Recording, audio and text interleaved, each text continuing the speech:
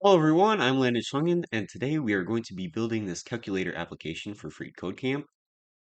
It looks like the iOS calculator. I just wanted to go with that style. And it passes all the tests. So if I run the tests, it goes through them, and 16 out of 16 end up passing. So in order to do that, the code is right on this side. It's actually a lot longer than my first one was because of this huge button press function. But it's still what 200 lines long. So overall, not the worst thing in the world. So anyway, let's figure out how to build this. All right, when you open up VS Code, it should look something like this. I'm going to actually go into my FCC copy from. All right, so open up the folder that you want your project in. For me, it's this folder, and then open up your terminal with Control J, and then we can actually build the scaffolding project from Vite. Um, In order to get Vite to work, you need Node.js installed in order to have npm in order to actually run this command. So this command is npm. Here, let me clear this quick so you can see up here. We just want to run npm create Vite at latest, and then it should build it. It'll ask us some questions. We want this one to be called JS calculator. All right, package name, sure. And we're going to be using React for this, and we're going to use TypeScript, because why not? TypeScript looks way better on resumes. All right, so now we can open up this file, or this folder.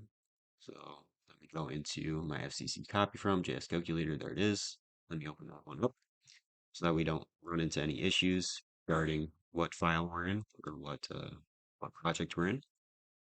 And then we can npm install, npm I, will install our packages for us. It might take a while depending on the internet connection. All right, wonderful. It installed for me. Now I can do npm run dev and it will run our project for us. npm run dev. The way I know that's npm run dev is inside the package JSON that gets generated. There's these scripts right here. And dev runs Vite, and Vite will actually run the project for us. All right, so now if I go into terminal again, I have to control click this. So if I control click, it will open it up. And here's the boilerplate project. It's just Vite plus React and a counter just to kind of demonstrate how React works. So that is awesome. So now we actually have to build our projects. First of all, we want to get rid of all of our boilerplate. So we can get rid of everything inside of the return statements and maybe just write a simple div. And we can maybe get rid of all these little errors here. Although we are going to be using a use state, so I'm going to keep that. App.css, let's get rid of everything in here for CSS. And inside of index.css, we're going to remove everything except for the background color and the color. And also the font family we're going to keep. So remove everything below this. Right, that's awesome. And we also want to set our margin and padding to 0. So grab everything with the star.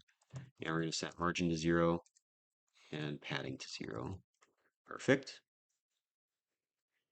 All right, now our project is blank. If I open up this, you can see it's blank now. And let me open this up on the side. All right. So we're going to basically do all of our coding inside of app.tsx. We're going to do all of our CSS inside of app.css. All right, so these are the two files that we need open. And yeah, we're going to pass all the tests. So it might be a little longer than my first one I did, but it will definitely be worth it. All right, so this div is going to have a class name of container. And then inside this div, we're going to have an h1 just to define what it is that it is, which is a calculator application. And then underneath this h1, we're going to have a div with an ID of calculator, div hashtag calculator. And then inside that div, we're going to have a div of ID of display, div with an ID of display. This display is going to have a style on it of text align right, text align of right, right? And then inside of here, we're going to have two divs. So one div is going to have a div of answer as its ID, and another div is going to have expression as its ID. So answer and expression. Save that. We just have our calculator application because these divs don't have any content in them, so they're not showing up really. They're there, but they're not showing any content. Okay, so now underneath the display div, but still inside calculator, we are going to have our buttons, right? So we need what, like 12 buttons? I don't know. How many is this? 16, 19 buttons? Yeah. So 19 buttons. Yeah. Kind of a lot, but you know how it is. Times 18. And then they're gonna have a class name. So I'm actually gonna do button dots light gray because we're gonna have different colors for these, and I'm gonna make it based on classes. So button dot light gray, I think is most of them. Wait, no, that's only just the top, but whatever. We'll do light gray, and we will do times 19, so we get the right number of them. Okay, wonderful. Let me save that so that it formats. Okay, and now all these are gonna have an on-click event. So I think I should do that first. Yeah, let me do that first. To do multiple cursors, hold Control and Alt at the same time, and then arrow down, and then that will give you multiple cursors on that same like line, I guess, vertical line. All right, so we need to do the on click. On click is going to equal an arrow function. This arrow function is going to call a function called button press, and the button press is going to take an argument of whatever the button is. So in the first case, it's going to be clear. The second case is going to be negative, and so on for whatever it is. So let me just define this button press function so that it stops yelling at me. So const button press takes a value which is a string, or in my case, I'm going to call it symbol, and yeah, we can console log it for now, sure. Right? Oh, and now it gives me different lines, which I don't want quite yet. So I'm going to Control Z so it doesn't auto format yet. Okay. So we have our big, huge block of buttons. We need an ID on each one of these as well. Unfortunately, it's for FreeCodeCamp. Right, so let's grab all of these again. Let's actually start the front. Right. So we need an ID equal to whatever it is again. So in the first one, it's going to be ID of clear, then negative, then percentage. All right, ID of clear. And I'm just going to go down the line and do this.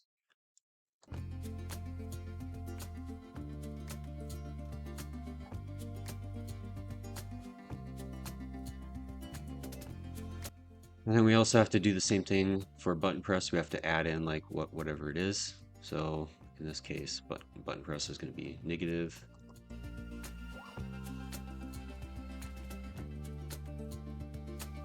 All right. And now we also have to change the class name. So on here you can see that C or clear, negative, and percentage are all light gray. And then the numbers and period are dark gray.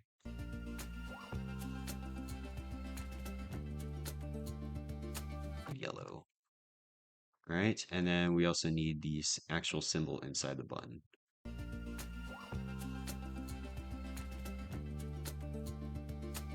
And equals.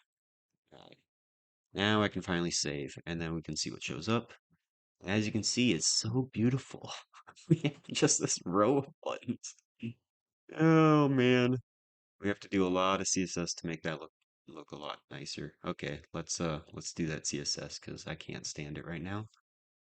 All right. We're going to start out with defining the colors. So we can define the colors in a root variable. This root variable is going to have white, which is, you guessed it, going to be white. And then we're going to have light gray, which is going to be hashtag F0 across the board. And then we're going to have dark gray, which is going to be hashtag 6C across the board. Yeah. And we're going to have black, which is going to be hashtag 1E across the board. And we're going to have yellow, which will be hashtag F99C14. And that's our yellow. In order to get this highlight, it's an extension. I think it's called color highlight for VS Code. And then we're going to grab a container. This container is going to have a display of flex. We're going to have a flex direction of column. We're going to have a justify content of center. We have an align items of center. Just so it centers everything. And then we're going to have a height of 100 view height. All right, save that. As you can see, it puts it in the center. All right, now let's grab our calculator. So hashtag calculator. We're gonna have a display of grid. We're gonna have grid template columns, grid template columns, or grid template areas actually, grid template areas. We're gonna be using this wonderful feature of CSS, and this looks pretty good to me. It's almost correct, but it's something similar to this, where it's just gonna be the top is going to be the display. Then we're going to have clear. We're going to have negative here, negative. And then percentage divide. We're going to have 789 multiply, 456 subtract, 123 add, and then 00 decimal equals. So this 0 is going to be decimal. All right, so this isn't going to work yet. Actually, it does. Holy crap. That is insane. I did not think that was going to work. I thought you had to do a grid template area for every single one of them, or grid area. Wow. I guess it just takes it must take the ID. Wow, I'm actually, I know. I wonder, I don't think it actually works because that C, or the 0 is not taking up two spaces. Yeah, it's not actually working. Okay.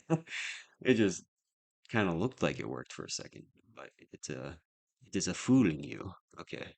So we need grid template columns just to make sure they're the same length apart. They're all going to be 100 pixels.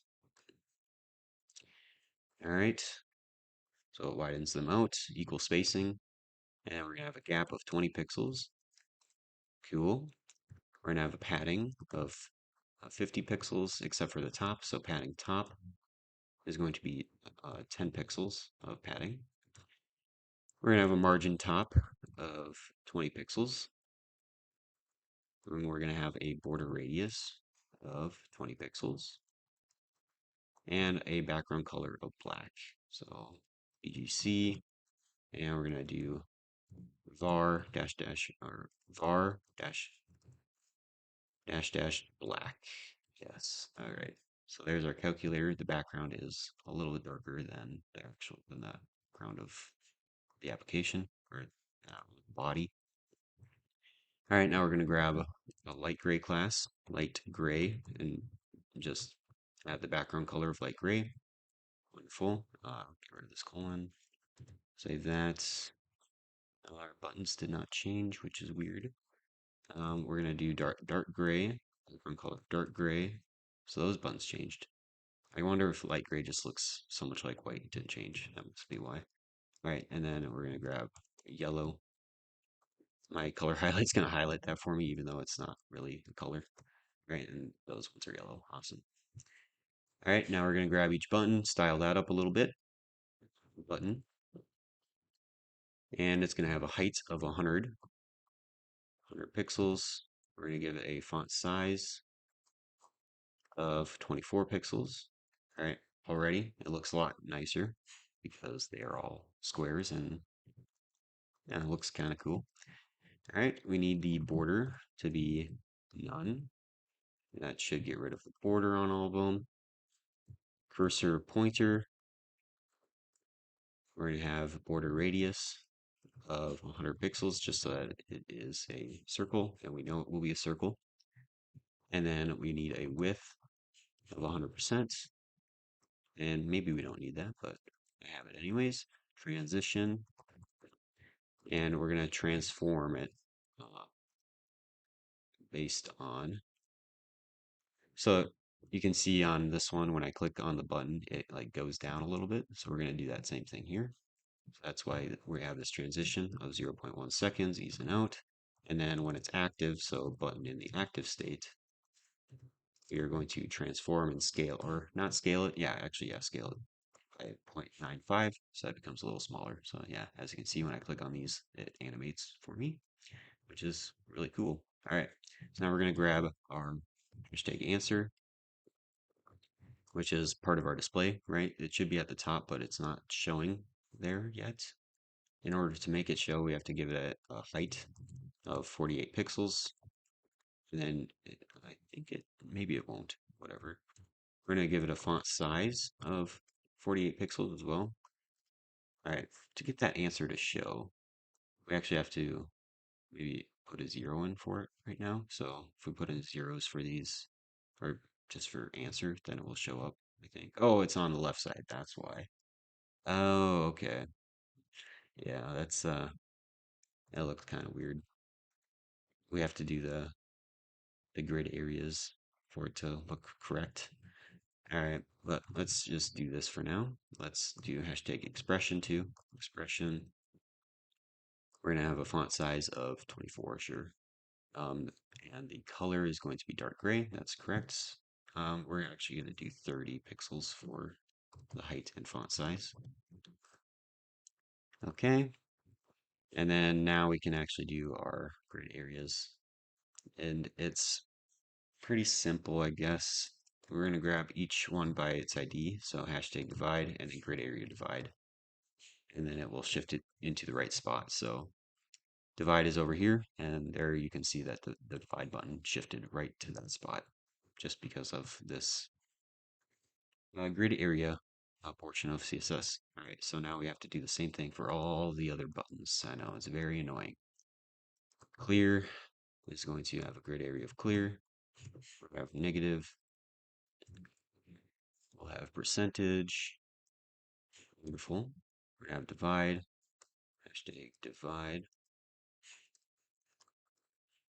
Grid area divide. We're gonna have 7, 8, 9. Oh yes, GitHub Copilot is going to town on this.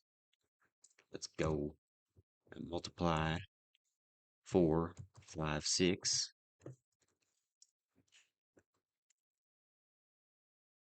We're gonna have subtract 1, 2, 3. Subtract 1, 2, 3. We're gonna have add 0. I like how add it thinks it's a number or a color because it's a hexadecimal. That's so funny. Decimal and equals. All right. And look at that. Oh my gosh. It's amazing. So amazing. It's amazing. 78. Clear. Yeah, none of these buttons actually work yet, but as you can see, the display is on top and everything is in the right spot. Perfecto. Perfecto. Okay, now what do we need? This display. What's up with this display? Oh, display needs grid area to display. I forgot that one. Hashtag display.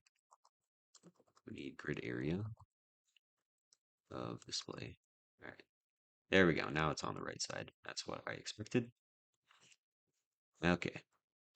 So our calculator looks pretty much the same as what it should look like, except for these text color need to be white along with yellow. So let's find those colors again. Dark gray, color white, and yellow, color of white. Save that. Looks a little nicer. Okay, now let's actually make these buttons work, right? All right, so when we button press, we should be getting a symbol inside of our console. So we can look at console by opening up our web tools. All right, if I click on 789, as you can see, it console logs it. Okay, wonderful. So that's how we know these buttons are in fact working. They just don't do anything yet. All right, so this button press function will be a little complicated, I guess. It's going to be a big if statement.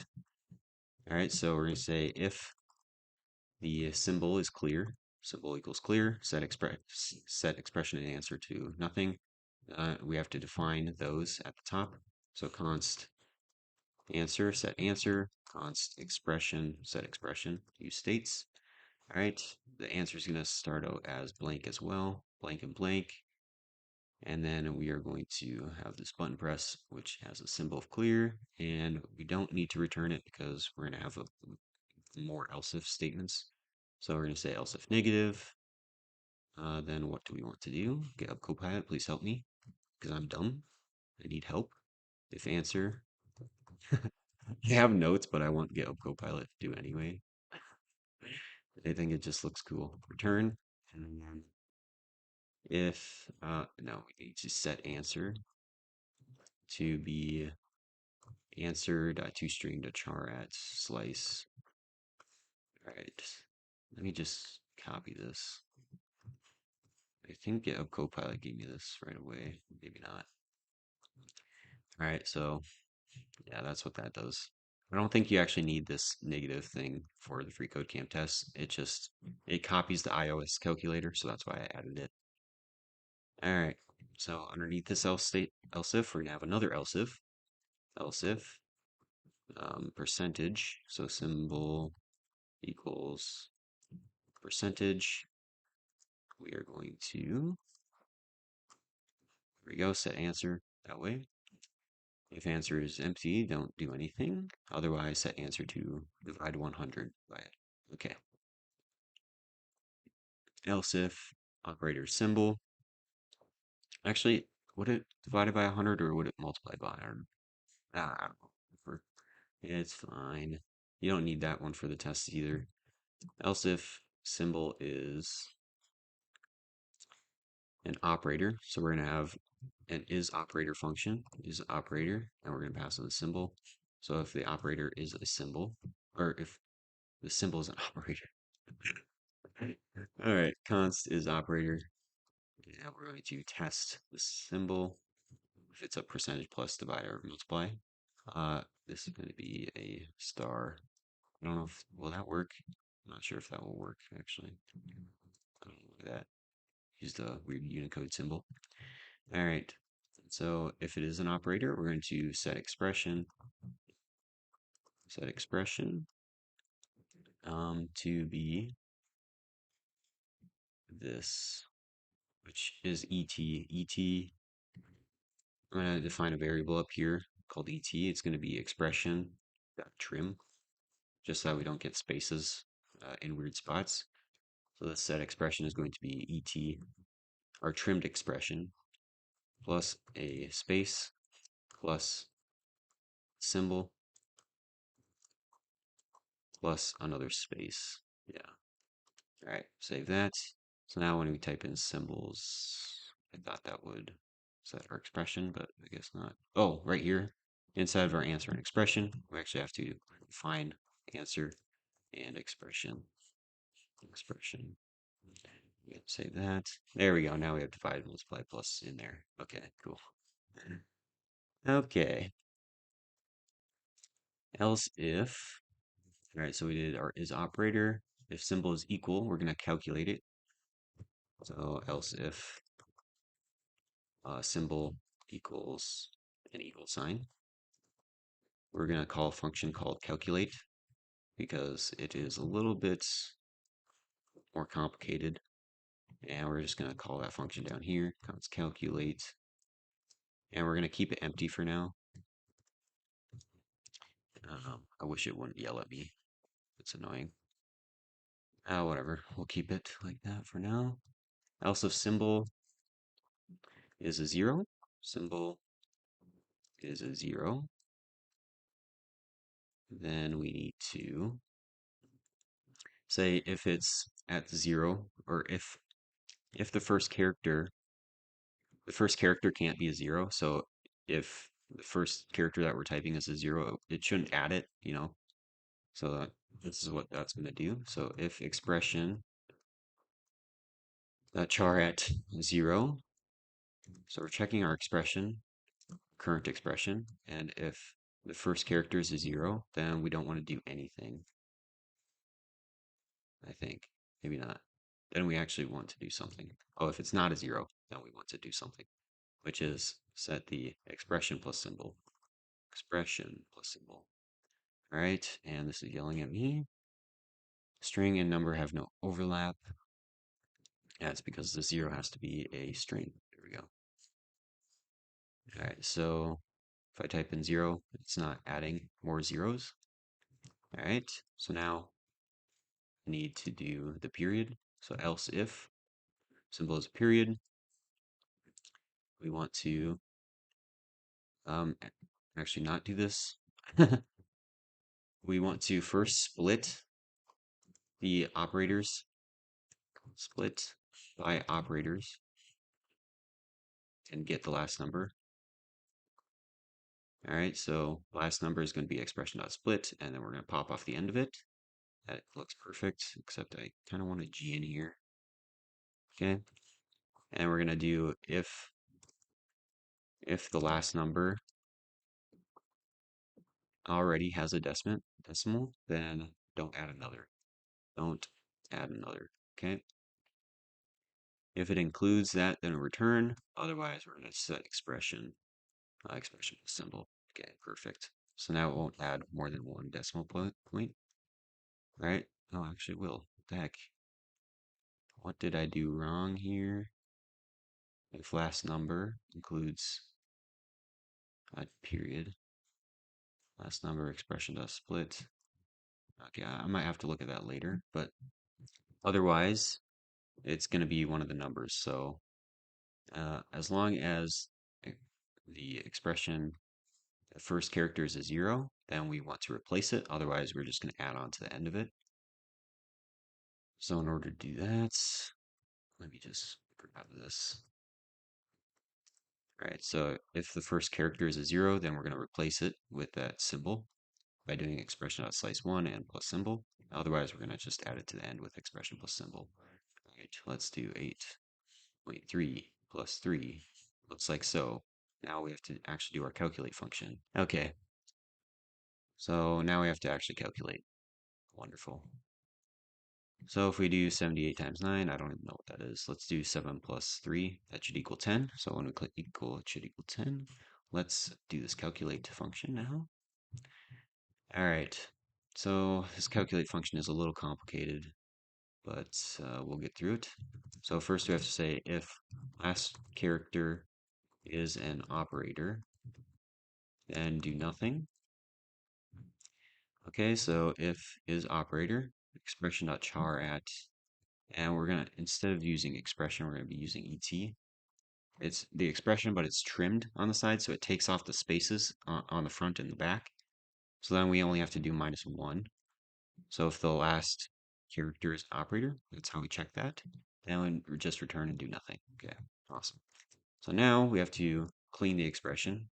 Clean the expression so that two operators in a row uses the last operator.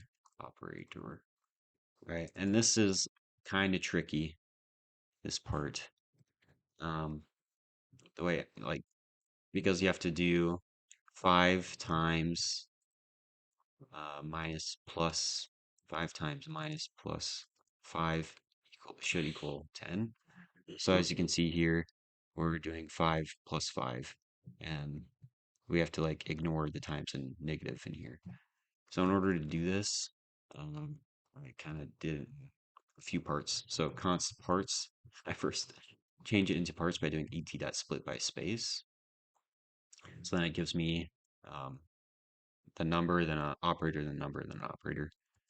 And then we can do const new parts is in array. And then we're going to loop through our parts. So for let I equal 0, except we're going to actually loop through them backwards. Okay? So in order to loop through them backwards, um, let me just comment this. So go through loop backwards, go through parts backwards, backwards. I got it spelled it wrong. That's cool. Okay. Let I equal parts.length. So that's where it starts at. Then we're going to do, and it's actually parts.length minus 1. Then we're going to do if I is greater than or equal to 0, then keep going. And then do I minus minus as the decrement. Wonderful. And then inside of here, we're going to have if the operator is an operator, but not a minus sign. So if it's multiply, division, or a plus. So we're going to do dot includes a parts of I, and the operator and is operator. Okay, so and oh, here we go. I know why. And let me just open this up. Okay, so we're checking if the current part is an operator and uh, not negative though. And we're going to check is operator on parts I minus 1. If it is, we're going to do new parts unshift, unshift parts of I. Oh man, this is actually kind of complicated. Hopefully I can explain it once it's done. Okay, so what is happening here? What is happening? Okay, what is happening? We're going through parts backwards. And so parts is going to be what, like 5 plus minus times 5. It's going to be that array. And we're going to check if this thing is a operator. So in this case, 5 is not an operator, but the second one is an operator. So plus is an operator. So in that case, we are going to go, or we're not going to go into this because the first one isn't an operator. Instead, we're just going to unshift it on. So 5 gets put on to new parts.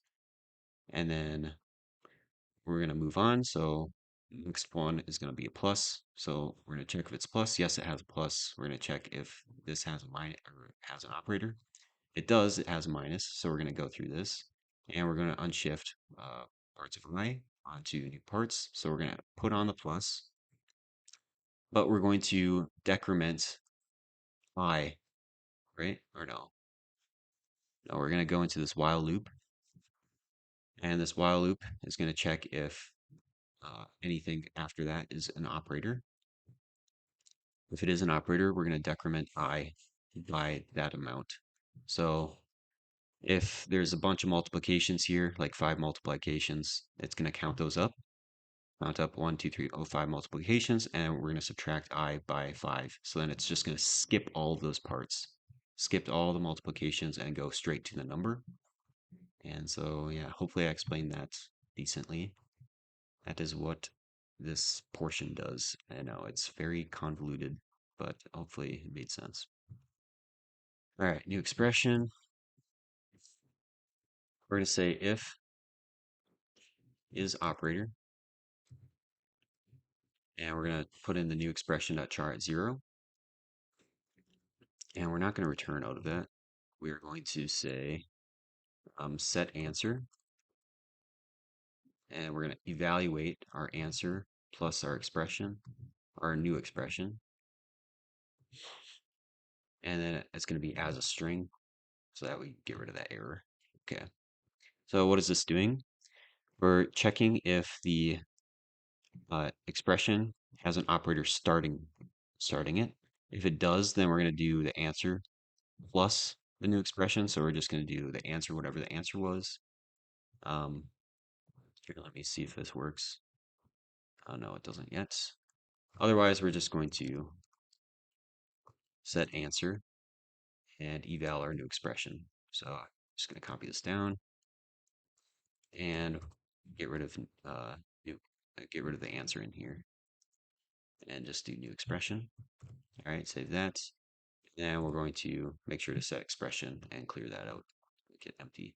Okay, so now if I do 89 times 9, it gives me 801, and I can still add on to here. So if I do plus 9, it gives me 10 or 810 because I went into this if statement right here.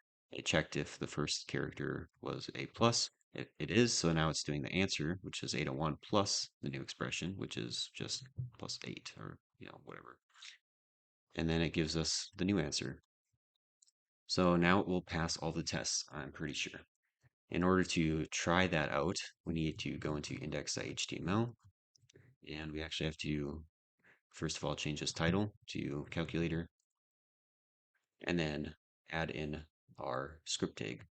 So I'm just going to copy that over from my original, and it's this testable project bundle.js. To find that bundle.js, it's actually just in this part right here, where CDN link to run the tests in any environment you like, CDN freecodecamp.org test projects. Okay. And now it should show up. There it is. And we can run these tests for the calculator. All right, run the tests, and it goes through them all, and hopefully it passes. Oh, shoot. Why is it not passing? We can check what is not passing by opening this up. Okay, this percentage should be just percent. Okay, set answer when we clear should be empty. Set expression should be in 0. I think that might be the problem. And now let's try it. Run these tests. 15 out of 16. Hey! Ah, so close. What is it? Decimal elements clicked. Yeah, the decimal is really messing me up. It is really screwing with me. So apparently I can still do 3.3. Yeah, I can. Shoot. So why is that not working? Oh, maybe I have to do minus plus?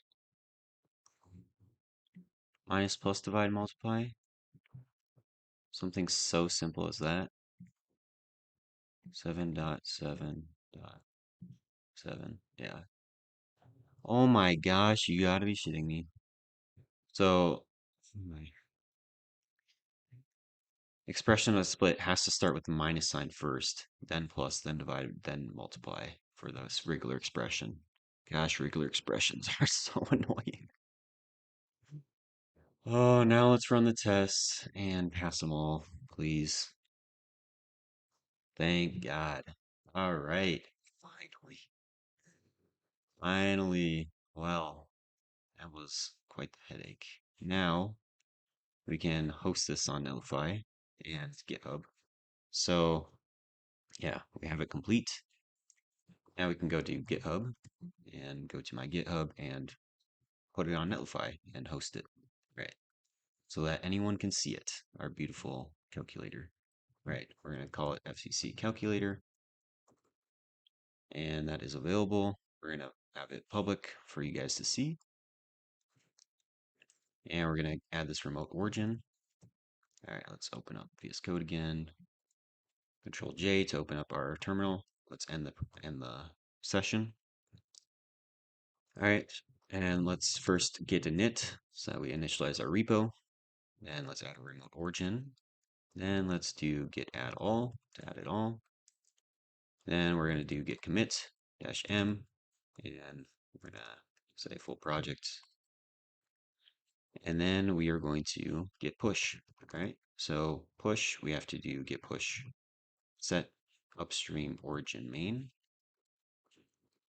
for the first push, and then we can do git push origin main after that. But there we go. It's pushed up to GitHub, and now it should be on here. Refresh. Here's our beautiful code. So now you guys can see that from going to that link. And I can go into Netlify in order to host it. So let's go to this website and log in and make it super simple to host our own small little projects. All right, so add new site, import, deploy from GitHub, authorize GitHub. We're going to look up for calculator, FCC calculator. All right, main npm run build deploy.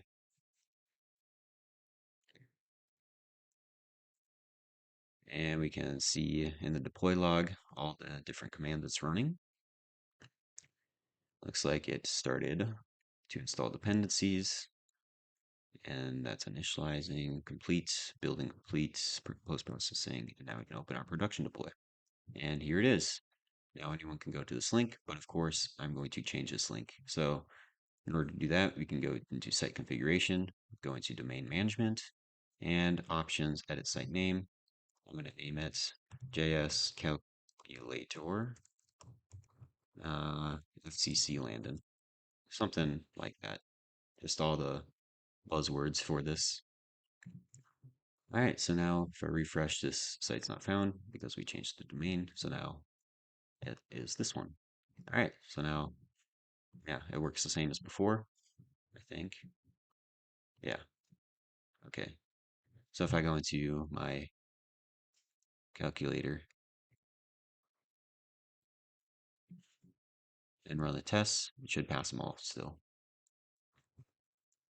And then we can take our wonderful link here and put it in for our solution link and say we've completed it. The next challenge is the 25 plus 5 clock. This next one is pretty tricky, so stay tuned for that. If you like the video, make sure to give it a like, subscribe, comment. I read all the comments, and I will see you later. Peace out. Bye.